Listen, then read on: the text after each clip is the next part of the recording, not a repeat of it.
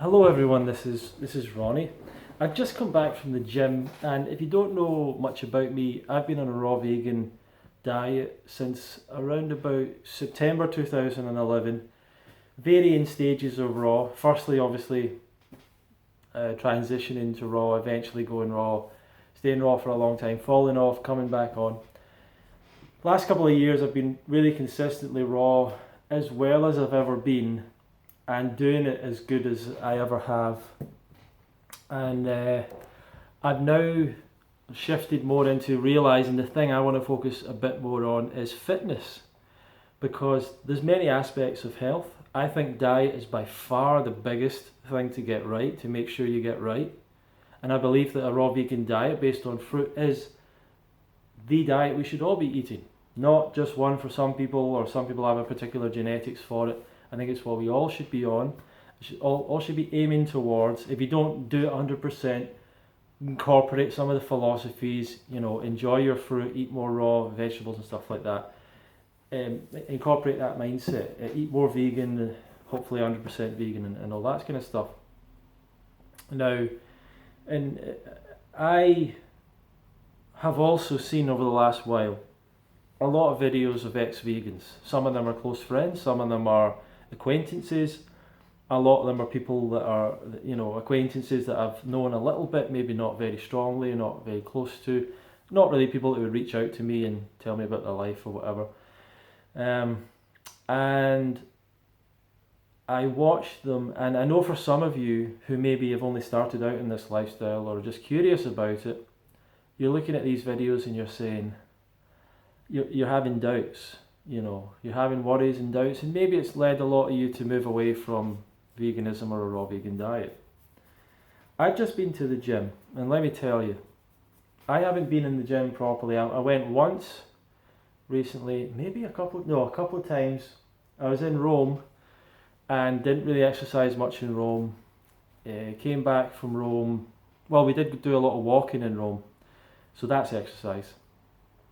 Came back from Rome. I've been to the gym I think once since then. We did some swimming as well, but not a great deal of exercise. I didn't really push myself in any of those. And I do my Aikido, which is not very cardiovascular, but it's something I enjoy. And went to the gym. I was listening to a video that I was interested in. Got on the treadmill, and I like the incline walking, because something that I've always tried to do is like strengthen my legs, and I always feel like walking uphill has always been a bit of a challenge for me. It's always been a bit like tiring, uncomfortable, you get sweaty, and I just like the idea of getting really good at walking uphill, walking up a gradient, walking up stairs as well. Same thing. I'm just looking for good function in life, like doing the things that we do every day and doing them better. So I want to start with that and then take my fitness to a more elite level, hopefully. Now, went on the treadmill, did my incline, I put it up to 30%. And the other thing is, because I went to the Woodstock Fruit Festival every year, I always thought it'd be good for me to train uphill walking, because the festival is on a gradient, like kind of like that, then that, then that, up the hill. Kind of goes up quite nice, and then it goes up like that, and then it goes, anyway. So I enjoy all. So I was walking up the gradient, did that for like half an hour, took the gradient down about 20 minutes in. I don't try and exercise uncomfortably. I don't, if I start to feel like I'm pushing myself too much, or like I want to stop, or I'm trying to push myself to keep going, I just bring the intensity down. That's what I've learned now. I've probably made mistakes in the past, but I've brought that intensity down. And then after 30 minutes, and I've not really been on a treadmill for 30 minutes that much, then I started running, and it just felt good. Slowly running. Then I brought the pace up, and then just ran for like another half an hour. And I was looking at the thing, and I was like, okay, I'll stop when I get to 40 minutes. And then I felt so good, I just kept going. I'll stop when I get to 50 minutes. Felt good, kept going. Ended up doing a whole hour, and burned like 600 calories, I think. Or it might have been 500, but I think it might have been 600. And I was like, I've never burned that many calories on a treadmill as far as I remember, you know. And a lot of it's because I was uphill walking, and that burns a lot of calories. Just feeling good the whole time, listening to music, just feeling good. And it just comes back to this lifestyle. I'll tell you why. Because as I'm talking about this, I remember in my 20s going to the gym and running on the treadmill. And I would run quite a lot. There was a time when I went to the gym a lot when I was younger. And would run and stuff like that. And I remember a time when my heart started to do something very unusual. It was weird. It was like something was happening and I was just like, right, I need to stop. There's something weird happening with my heart right now. What diet were you on at that time, Ronnie? Oh, well, I didn't eat any sugar. 0 sugar diet. Apart from some fruit, but not a lot of fruit, you know. More fruit maybe than the average person, but not a lot of fruit. And cooked food and meat and dairy. And when I say meat, I know some of you guys played around with meat. You might have had a bit of meat in your life and whatever. I eat meat every day when I was growing up. Every day. I never feared meat, and I didn't fear fat. You know, some of you guys, you're in that mindset. I was in that mindset like 15 years ago. So I understand where you're coming from. You think that sugar is a problem. I thought it was a problem too. And I thought if I give up sugar, I can eat anything I want. I can eat whole fat milk, you know, all that stuff. And I didn't do, sometimes I would get this really like decadent, I don't know, this whole fat milk. It was like more fat than whole fat milk. And I would get stuff like that. Not because I was into keto or anything. I just liked it, you know, I just liked the flavour of it, whatever. And I didn't have any sugar, so anything that was kind of not sugary but was kind of sweet, like milk, I had milk. I always realised the mucus, but I just kept drinking milk anyway. Ate a lot of meat every single day. I never had a day without meat growing up, you know. So I've done the experiment with meat. Like, I've done the meat experiment. I remember you have a big steak and then you lie on the couch for a couple of hours. So that's not the diet I want. And I get some people like, I feel satisfied after I eat meat. When your body is so beaten up because you've eaten something that is so bad for you, that is so toxic, that is so full of like bad bacteria and all this stuff, that your body's just like, stop eating, please stop eating, we cannot take any more. Is that the kind of satisfaction you want? Really? Is that the satisfaction you want? People are worried about the fact that I don't feel satisfied. Well, you can eat more if you like. That's your body's actually saying we can eat more. It's okay. Like, you're doing good here. And people are like, I'm not satisfied. You can eat more, or don't eat more. It's okay. The meat thing. So I've eaten meat. I've made steak for myself. All that stuff. I never really did a keto diet, but I did a no sugar diet for a long time, eating meat and all that. When my heart was like doing something. And to me that was a wake-up call at the time. Didn't know what it was a wake-up call to. Wasn't sure what was happening. Went vegetarian. Not really thinking anything to do with health. Nothing to do with health going vegetarian. But and not really to do with the animals either. But anyway, I remember that. And I remember I would feel my heartbeat at that time. In my early 20s. In my mid-20s on a no sugar diet, and I'd feel my heartbeat and it would be like boom, boom, boom, boom, boom, boom, boom, boom, boom. It's like all over the place.